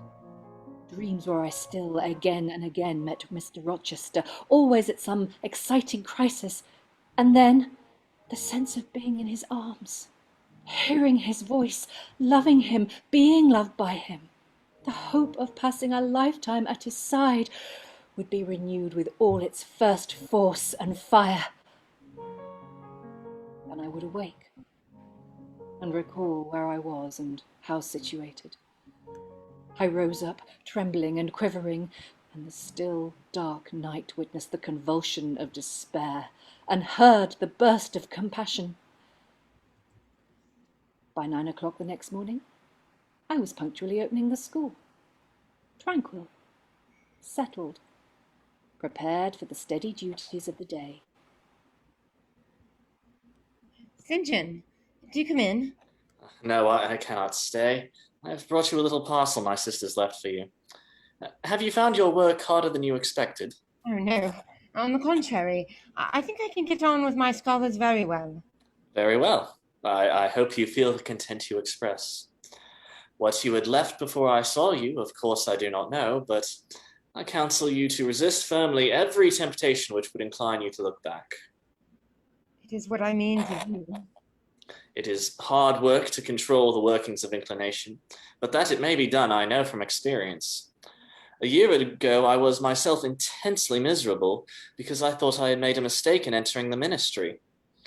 After a season of darkness and struggling, a missionary I resolved to be. And from that moment my state of mind changed. The fetters dissolved and dropped from every faculty. I will, in the near future, leave Europe for the East. But you shall not go just yet. I'm determined. Solitude is at least as bad for you as it is for me. You give me a larger allowance of sympathy than I have a just claim to. Know me to be what I am, a cold, hard man. I watch your career with interest because I consider you a specimen of a diligent, orderly, energetic woman. But I must speak with you on a matter most urgent. I find the matter will be better managed by my assuming the narrator's part and converting you into a listener. 20 years ago, a poor curate fell in love with a rich man's daughter. She married him against the advice of all her friends, who consequently disowned her. Before 2 years passed, the rash pair were both dead. They left a daughter. Cold charity carried this friendless orphan to the house of its rich maternal relations, where it was reared by an aunt-in-law called Mrs. Reed of Gateshead. You start. Did you hear a noise? To proceed. Miss Reed kept the orphan 10 years, but at the end of that time she transferred it to a place you know, Lowood School. It seems her career there was very honourable. From a pupil she became a teacher like yourself. She left Lowood to be a governess and undertook the education of the ward of a certain Mr. Rochester. Mr. Rivers. I've nearly finished. Hear me to the end. Of Mr. Rochester's character I know nothing, but the one fact that he professed to offer honourable marriage to this young girl, and that at the very altar she discovered he had a wife yet alive, though a lunatic. It was subsequently discovered that she had left Thornfield Hall in the night. Every research after her course had been in vain. No vestige of information could be gathered respecting her. Yet that she should be found has become a matter of serious urgency. I myself have received a letter from one Mr. Briggs, a solicitor, communicating the details I have just imparted. When you arrived at Moor House, you gave Jane Elliot as your name, yet also stated that it is not your real name. On this paper you have written the name Jane Eyre. Is this you? Are you indeed Jane Eyre, formerly of Gateshead? You have found me out, sir. I'm indeed Jane Eyre. Just tell me this, and since you know so much, surely you can tell me. What of Mr. Rochester? How and where is he? What is he doing? Is he well? I am ignorant of all concerning Mr. Rochester. The letter never mentions him, but to narrate the fraudulent and illegal attempt I have adverted to. Did no one go to Thornfield Hall, then? Did no one see Mr. Rochester? I suppose not. But they wrote to him. What did he say? Who has his letters? Mr. Briggs intimates that the answer to his application was not from Mr. Rochester, but from a lady. It is signed Alice Fairfax. He must have been a bad man. You don't know him. Don't pronounce an opinion on him. Very well. And indeed I have my tale to finish. Jane, you are not perhaps aware that I am your namesake, that I was christened St. John Eyre Rivers? No, indeed. I remember seeing the letter E comprised in your initials, written in books you have at different times lent me, but I never asked what name it stood for. My mother's name was Eyre. She had 2 brothers. One, a clergyman who married Miss Jane Reed of Gateshead, and the other, the late John Eyre, Esquire. Mr. Briggs, being Mr. Eyre's solicitor, wrote to us last August to inform us of our uncle's death, and to say that he had left his property to his brother, the clergyman's orphan daughter, overlooking us in consequence of a quarrel never forgiven between him and my father. He wrote again a few weeks since to intimate that the heiress was lost and asking if we knew anything of her. A name casually written on a slip of paper has enabled me to find her out. You know the rest. Do let me speak. Let me have one moment to draw breath and reflect. Your mother was my father's sister, my aunt, consequently. Yes. My Uncle John was your Uncle John. You, Diana, and Mary are his sister's children, as I am his brother's child. Undeniably. You three then are my cousins. We are cousins, yes. I'm glad. I am glad. It may be of no moment to you. You have sisters and don't care for a cousin, but I had nobody. And now, 3 relations, or 2 if you don't choose to be counted, are born into my world full grown. I will be your brother. My sisters will be your sisters. Your presence is always agreeable to me. In your conversation, I have already for some time found a salutary solace. I feel I can easily and naturally make room in my heart for you as my 3rd and youngest sister. Thank you. That contents me for tonight. Then I take my leave. Good evening, sister, cousin. As our mutual happiness settled into a quieter character, we resumed our usual habits and regular studies. St. John stayed more at home. He sat with us in the same room, sometimes for hours together. While Mary drew, Diana pursued a course of encyclopedic reading she had undertaken, and I exhausted myself with German. He pondered a mystic lore of his own, that of some Eastern tongue, the acquisition of which to his missionary cousins. Jane, what are you doing? Learning German? I want you to give up German and learn Hindustani. You are not in earnest. In such earnest that I must have it so. Hindustani is the language I am studying at present, and I fear that as I advance, I will forget the commencement. It would assist me greatly to have a pupil with whom I might again and again go over the elements. Would you do me this favor?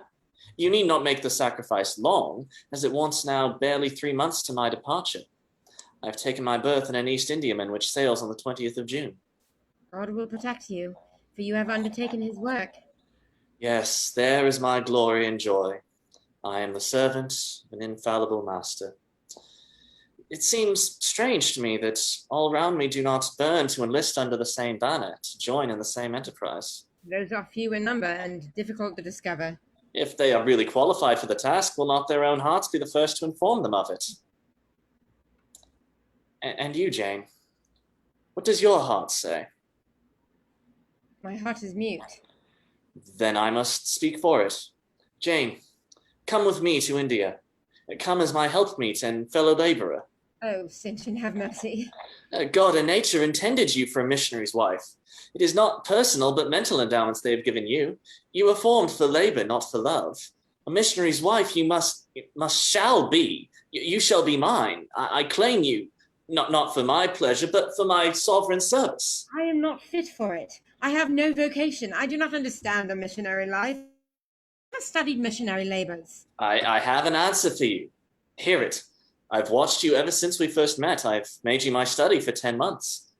Jane, you are docile, diligent, disinterested, faithful, constant, and courageous, very gentle, and very heroic. Cease to mistrust yourself. I can trust you unreservedly. You have hitherto been your adopted sister. Let us continue as such. You and I had better not marry. Adopted fraternity will not do in this case. If you were my real sister, it would be different. I should take you and seek no wife. But as it is, either our union must be consecrated and sealed by marriage, or it cannot exist. Do you not see it, Jane? St. John, I regard you as a brother. You, me, as a sister, so let us continue. I want a wife. The sole helpmeet I can influence sufficiently in life and retain absolutely till death. Seek one elsewhere than in me, St. John. Seek to you. I cannot marry you and become part of you. It is what I want. It is just what I want. If there are obstacles in the way, they must be hewn down. Jane, you would not repent marrying me, be certain of that. And undoubtedly enough of love would follow upon marriage to render the union right even in your eyes. I scorn the idea of love. Yes, St. John. I scorn the counterfeit sentiment you offer. You have a topic of love on which our natures are at variance. My dear cousin, abandon your scheme of marriage. Forget it. No, it is a long-cherished scheme, and the only one which can secure my great end. Take that space of time to consider my offer, and do not forget that if you reject it, it is not me you deny, but God. No, St. John. I will not marry you. I adhere to my resolution. You do not love me. I know where your heart turns and to what it clings. The interest you cherish is lawless and unconsecrated. Long since you ought to have crushed it. You think of Mr. Rochester. I must find out. Are you going to seek Mr. Rochester? I must find out what has become of him. It remains for me, then, to remember you in my prayers and to entreat God for you. I had thought I recognized in you one of the chosen, but God sees not as man sees. His will be done. Were I but convinced that it is God's will I should marry you, I could vow to marry you here and now, come afterwards what would. My prayers are heard. What have you heard? What do you see? Jane! Jane! Jane! Oh God, what is it? I am coming. Wait for me. I will come. Where are you? I broke from St. John, who had followed, and departed Moor House the following afternoon. As I stood at the foot of the signpost of Whitcross, waiting for the arrival of the coach which was to take me to distant Thornfield, I recalled the voice I had heard. Again I questioned whence it came as vainly as before. I was once more on the road to Thornfield. I felt like the messenger pigeon flying home. I determined that my first view of it should be from the front, where I could single out my master's very window. Perhaps he would be standing in it. I looked with joy towards a stately house. I saw a blackened ruin. The front was but a shell-like wall, perforated with paneless windows. No roof, no battlements, no chimneys. All had crashed in. The grim blackness of the stones told of the conflagration that had felled the hall. Had life been wrecked as well as property? If so, whose? Some answer must be had to this dreadful question, and I could find it nowhere but at the inn.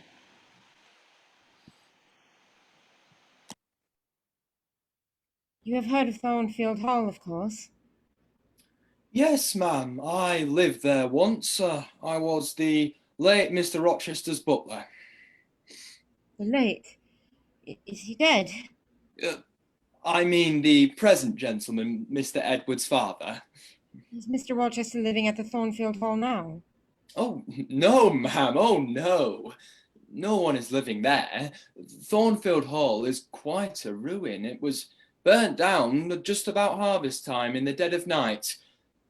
A dreadful calamity. What is known of how it originated? They guessed, ma'am, they guessed. You are not perhaps aware that there was a lady, a lunatic, kept in the house? I have heard something of it. They said Mr. Edward had brought her from abroad, and some believed she had been his mistress. This lady, ma'am, turned out to be Mr. Rochester's wife. But the fire? The servants say that Mr. Edward fell in love with a young lady, a governess, at the Hall. He set store on her past everything. For all, nobody but him thought her so very handsome. You should tell me this part of the story another time. Was it suspected that this lunatic, Mrs. Rochester, had any hand in the fire? It's quite certain that it was her that set it going. She set fire first to the hangings of the room next her own, and then she got down to a lower story and made her way to the chamber that had been the governess's, and she kindled the bed there. Fortunately, the governess had run away 2 months before, and for all Mr. Rochester sought her as if she had been the most precious thing he had in the world, he never could hear a word of her. And he grew savage, quite savage on his disappointment. He never was a wild man, but he got dangerous after he lost her. And Mr. Rochester was at home when the fire broke out? Indeed was he, and he went up to the attics when all was burning above and below, and got the servants out of their beds and helped them down himself, and went back to get his mad wife out of her cell. When they called out to him that she was on the roof, Mr. Rochester ascended through the skylight onto the roof.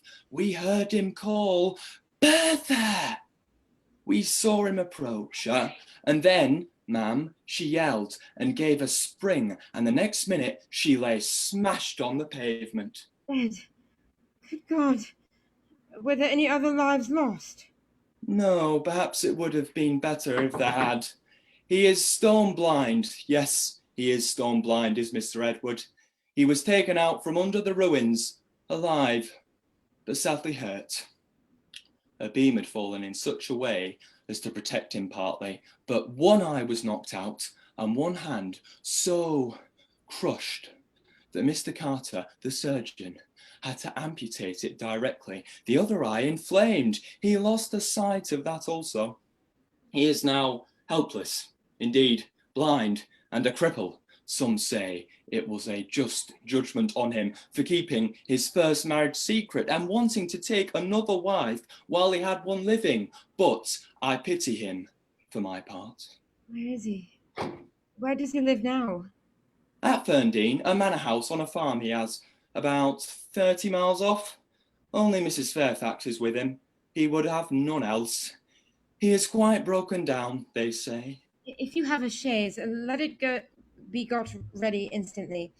And if your postboy can drive me to Ferndean before dark this day, I'll pay both you and him twice the hire you usually demand.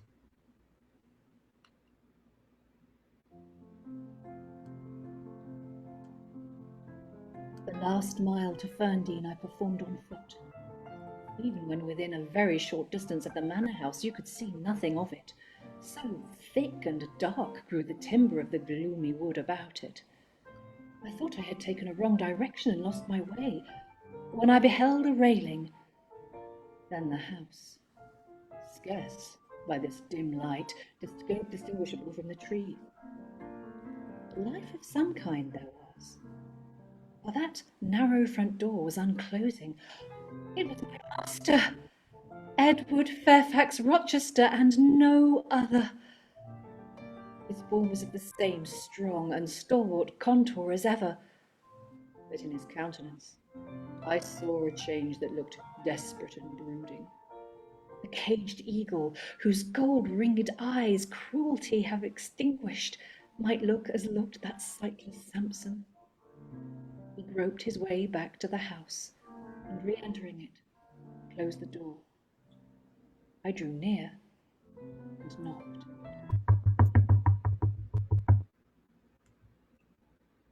Miss Fairfax, how are you?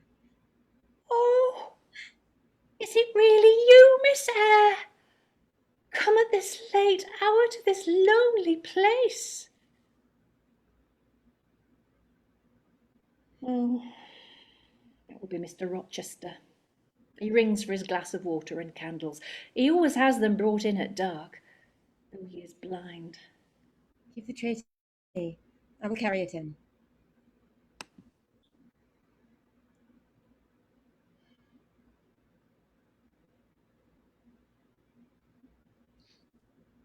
Give me the water, Mrs. Fairfax. What is the matter? Mrs. Fairfax is in the kitchen. Who is this? Who is this? Answer me. Speak again. Who is it? What is it? Who speaks?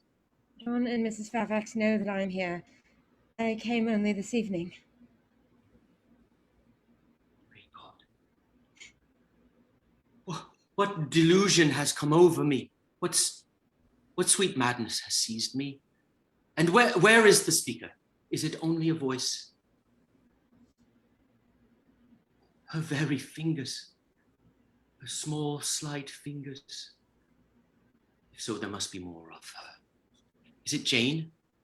What is it? This is her shape, this is her size, and her voice. She is all here. Her heart too. I am Jane Eyre. I found you out. I am come back to you. You touch me, sir. You hold me in fast enough. I am not cold like a corpse, nor vacant like air, am I? My living darling. But I cannot be so blessed after all my misery. It is a dream, like those when I felt that she loved me and trusted that she would not leave me. Which I never will, sir, from this day. Never will, says the vision. But I always woke and found it an empty mockery. Is it you? Is it, Jane? You are come back to me then? I am. And you do not lie dead in some ditch under some stream? And you are not a pining outcast amongst strangers? I am here, and I am my own mistress. And you will stay with me? Certainly, unless you object. I will be your neighbor, your nurse, your housekeeper. I finally find you lonely.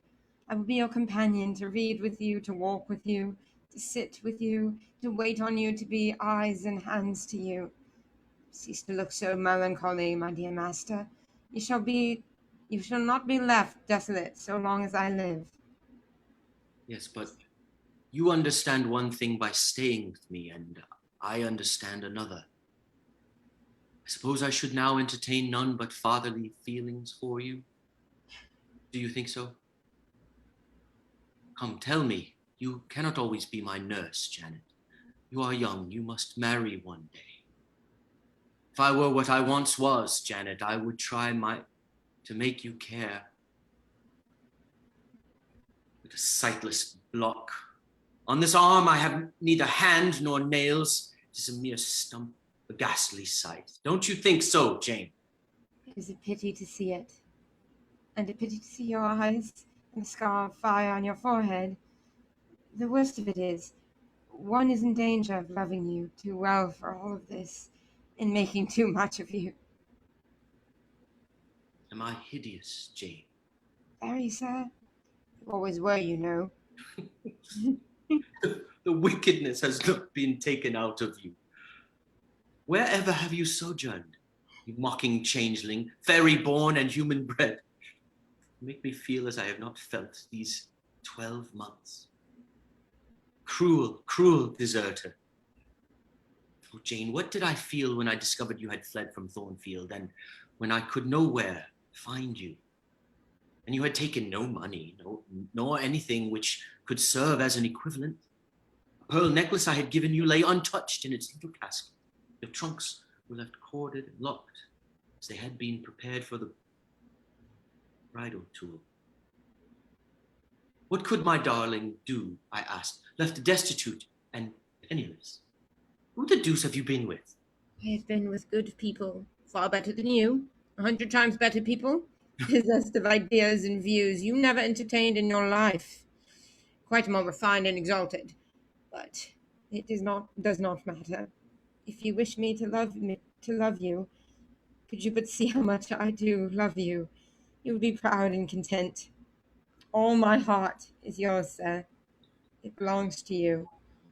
And with you it would remain, were fate to exile the rest of me from your presence forever. My seared vision, my crippled strength, I am no better than the old lightning-struck chestnut tree in Thornfield Orchard. You are no ruin, sir. No lightning-struck tree. You are green and vigorous. Plants will grow from your roots, whether you ask them or not, because they take delight in your bountiful shadow. You speak of friends, Jane. Yes, friends. Jane, but I want a wife. Do you, sir? Is it unwelcome news? It depends on the circumstances, sir. On your choice. Which you shall make for me, Jane. I will abide your decision. Choose then, sir, her who loves you best. I will at least choose her I love best. Jane, will you marry me? Yes, sir. A poor blind man whom you will have to lead about by the hand. Yes, sir. A crippled man, 20 years older than you, whom you will have to wait on. Most truly, sir. Oh, my darling, God bless you and reward you.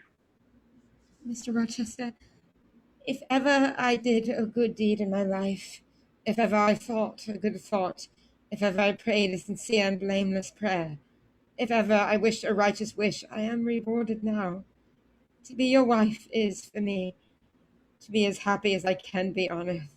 And to bear with my infirmities, Jane, to overlook my deficiencies. Which are none, sir. To me, I love you better now, when I can really be useful to you, than I did in your state of proud independence. Jane's soft ministry will be a perpetual joy. Jane suits me. Do I suit her? To the finest fibre of my nature, sir. The case being so, we have nothing in the world to wait for. We must marry instantly.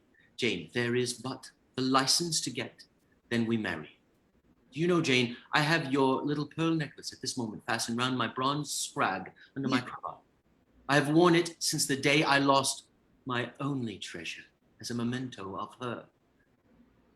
Jane, you think me, I dare say, an irreligious dog, but my heart swells with gratitude for the beneficent God of this earth just now. Monday last, a singular mood came over me, one in which grief replaced frenzy. I had long had the impression that since I could nowhere find you, you must be dead. I supplicated to God that I might soon be taken from this life and admitted to that world to come where there was still hope of rejoining Jane. I was in my room, sitting by the window, which was open. I longed for thee, Janet. Oh, I longed for thee both soul and flesh. I asked of God at once in anguish and humility if I had not been long enough desolate, afflicted, tormented, and might not soon taste bliss and peace once more. That I merited all I endured, I acknowledged. That I could scarcely endure more, I pleaded. My heart's wishes broke involuntarily from my lips in the words, Jane, Jane, Jane. Did you speak these words aloud? I did, Jane. If any listener had heard me, he would have thought me mad. I pronounced them with such frantic energy. And it was last Monday night, somewhere near midnight. Yes, but the time is of no consequence. What followed is the strange point. As I exclaimed, Jane, Jane, Jane, a voice. I cannot tell whence the voice came, but I know whose voice it was. Replied, I am coming, wait for me. And a moment after, went whispering on the wind the words, where are you? You cannot now wonder that when you rose upon me so unexpectedly last night, I had difficulty in believing you any other than a mere voice and vision, something that would melt to silence and annihilation as the midnight whisper and mountain echo had melted before. Now I thank God. I know it to be otherwise. Yes, I thank God. I love you, Jane. I love you, Edward.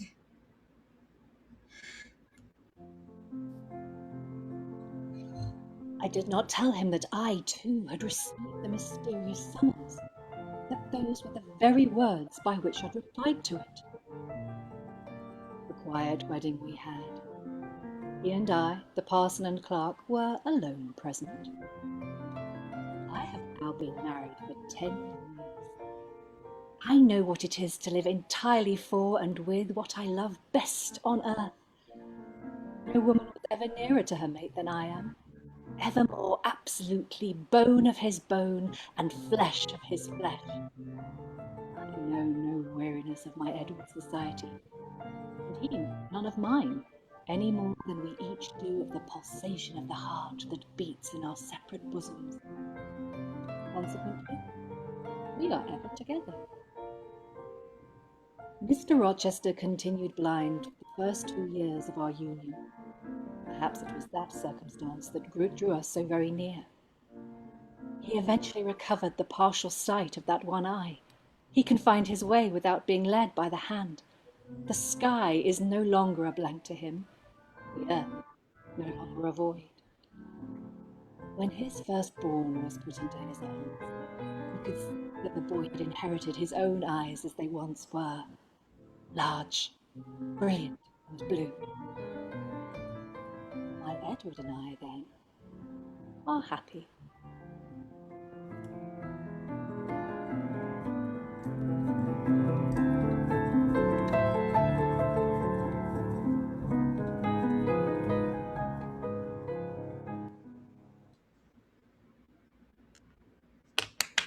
Cameras on, everyone. Ladies and gentlemen, thank you so much for joining us.